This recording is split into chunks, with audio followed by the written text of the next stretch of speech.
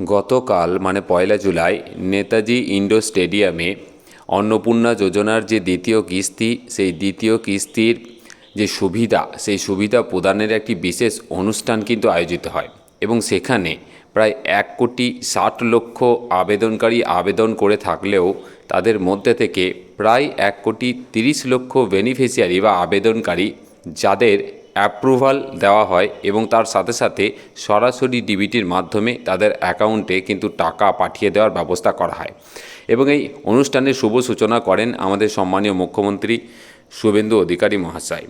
এবার বিষয়টা যেটা দাঁড়িয়েছে যে অনেকেই আছেন এমন যে যাদের অ্যাকাউন্টে এখনও পর্যন্ত কিন্তু সেই অন্নপূর্ণা যোজনার টাকা কিন্তু ক্রেডিট হননি, কিন্তু তারা বুঝতে পারছেন না যে তাদের অ্যাকাউন্টে কেন সেটি ক্রেডিট হলো না বা কী ক্রাইটেরিয়া আছে বা কী স্ট্যাটাসে আছে, এখন ঠিক কী করবেন। দেখুন, গতকাল সম্মানীয় মুখ্যমন্ত্রী একদম সরাসরি অন্নপূর্ণা যোজনার সুবিধা কারা পাবেন না সেটি কিন্তু উল্লেখ করেছেন এবং তিনি পরিষ্কার করে দিয়েছেন যে কারা কারা এই সুবিধা পাবেন, কারা কারা এই সুবিধা পাবেন না। আমি একদম সরাসরি পয়েন্ট ওয়াইজ আপনাদের সামনে সেটি তুলে ধরার চেষ্টা করব। তার পাশাপাশি ঠিক কী করবেন, যাদের অ্যাকাউন্টে টাকা ক্রেডিট হয়নি তারা এখন কী করবেন, কী কী করণীয় আছে সেই বিষয়গুলো কিন্তু পরিষ্কার করে দেওয়ার চেষ্টা করব। দেখুন, প্রথমেই বলি যে যারা ভারতীয় নাগরিক নন তারা কিন্তু এই প্রকল্পের সুবিধা কিন্তু পাবেন না। আমাদের সম্মানীয় মুখ্যমন্ত্রী কিন্তু সরাসরি বলেছেন যে যারা ভারতীয় নাগরিক নন, মানে যারা ভোট দেননি বা এসআইআর সংক্রান্ত প্রক্রিয়ার মাধ্যমে বাতিল হয়েছেন, যাদের ট্রাইব্যুনালে এখনও পর্যন্ত কোনো রকম অভিযোগ জানাননি বা যারা CAA-তে অ্যাপ্লিকেশন করেননি, মানে এক কথায় যারা কোনো দিক থেকেই ভারতীয় নাগরিক নন বা নাগরিকত্বের কোনো প্রমাণ দিতে পারেননি, তারা কিন্তু এই প্রকল্পের সুবিধা কোনোভাবেই পাবেন না।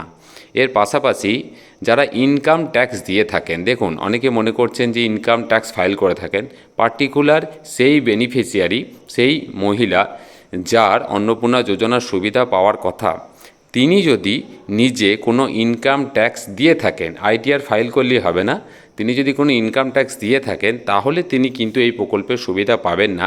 সেটা কিন্তু সম্মানীয় মন্ত্রী কিন্তু পরিষ্কার করে দিয়েছেন। তার পাশাপাশি অনেকের ক্ষেত্রে কিন্তু এরকমও সমস্যা দেখা গেছে যে যাদের ব্যাংকে হয়তো ঠিকঠাকভাবে ডিবিটিটা লিঙ্ক করা নেই বা যারা NPCI পোর্টালের মাধ্যমে কিন্তু চেক করে তাদের যে ডিটেলস সেটা কিন্তু পাচ্ছেন না, তো তাদের ক্ষেত্রে অনেক ক্ষেত্রে সমস্যা হয়েছে যে তাদের অ্যাকাউন্টে টাকা কিন্তু ক্রেডিট হয়নি। এছাড়াও অনেকেই আছেন বেনিফিশিয়ারি যারা কিন্তু সরাসরি সরকারি চাকরি করে থাকেন, তার হাজবেন্ড না, তিনি নিজেই করে থাকেন, তো তারাও কিন্তু এই প্রকল্পের সুবিধা পাবেন না। এবার প্রশ্ন হলো যে এই সমস্ত শর্তের মধ্যে পড়েন না অথচ এই প্রকল্পের সুবিধা পাননি, তো তাদের কি করণীয়? দেখুন, তাদেরকে বলবো যে প্রকল্পটার দ্বিতীয় কিস্তির যে অর্থ প্রদান বা সুবিধা প্রদান, সেই সুবিধা প্রদানের প্রক্রিয়া কিন্তু গতকালই শুরু হয়েছে। তো আপনাদের অবশ্যই আরও 2 দিন অপেক্ষা করতেই হবে, কারণ ডিবিটির মাধ্যমে যে অর্থ প্রদান করা হয়ে থাকে সেক্ষেত্রে কিন্তু কিছুটা সময় লাগে, কারণ ওটা একটা সিস্টেমেটিক একটা প্রসেস এবং সেক্ষেত্রে আপনাকে অপেক্ষা অবশ্যই করতে হবে। তারপরে আপনি কি করবেন না, আপনার অবশ্যই ব্যাংক ব্যালেন্স চেক করুন।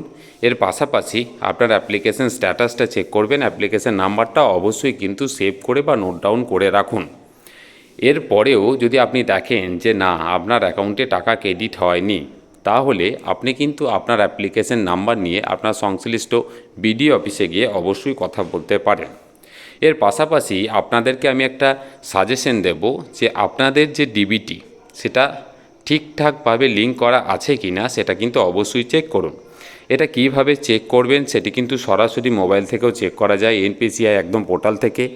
এছাড়াও আপনি কোনো কম্পিউটার সেন্টার থেকেও করতে পারেন। এছাড়াও আপনারা আরেকটা কাজ করতে পারেন, একটা হেল্পলাইন নাম্বার আমি আপনাদের বলছি, যেটি হচ্ছে 8280, সোম থেকে শনি সকাল 9টা থেকে সন্ধ্যা 6টা পর্যন্ত এই নাম্বারে ফোন করে সরাসরি আপনি এই যোজনা বা এই প্রকল্প সম্পর্কিত আপনার সমস্যার কথা কিন্তু তুলে ধরতে পারেন। যেহেতু অনেক বেনিফিশিয়ারি একসাথে ফোন করবেন, তো কাজেই এখানে কিন্তু লাইন বিজি আসতে পারে। আমি আপনাদের রিকোয়েস্ট করব যে অবশ্যই কিন্তু ট্রাই করতে থাকবেন। আপনাদের আবারও বলছি, যারা এই প্রকল্পের সুবিধা এখনও পর্যন্ত পাননি তারা একটু ওয়েট করে যান, স্ট্যাটাস চেক করুন, আপনার ডিবিটি ঠিকঠাকভাবে লিঙ্ক আছে কিনা সেটা চেক করুন, তার পাশাপাশি হেল্পলাইন নাম্বারে কিন্তু ফোন করুন। আর আপনাদের এই সংক্রান্ত যে কোনো সমস্যা, যে কোনো প্রশ্ন, যে কোনো জিজ্ঞাসা থাকলে অবশ্যই আমাকে কমেন্টে জানাতে পারেন। চ্যানেলে নতুন হলে চ্যানেলটিকে সাবস্ক্রাইব করবেন, ভিডিওগুলো বেশি করে শেয়ার করবেন। খুব ভালো থাকবেন।